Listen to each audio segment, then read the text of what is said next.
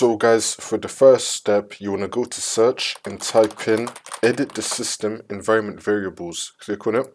And now once you're on this, make sure that you're on the advanced tab. Now you want to select environment variables. And now this will come up. And now once we're here, under system variables, you want to find path. Click on path one time, which will then highlight it, and then click on edit, which will now bring us to here. And now once we're here, you want to go to search and type in File Explorer. Click on it.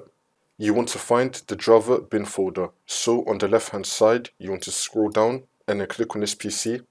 Now for me personally, my Java bin folder is located on my Windows drive. It has the Windows logo on it. I'm going to double click on that. And I have it in program files. You might have it in program files x86. You want to check both. For me, I'm going to open up program files. And then I'm going to open up Java. I'm going to open up my Java version.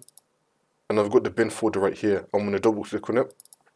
And now once you're in the bin folder, you just want to click right here on the path, which will now highlight all of this. You want to right click and then copy. Copy the path to the bin folder. We can now minimize this. Now once you're back here, you want to click on new. And you want to paste that path that we just copied right now. Paste that right there. And then click on OK. And then click on OK again. And then the problem should be fixed.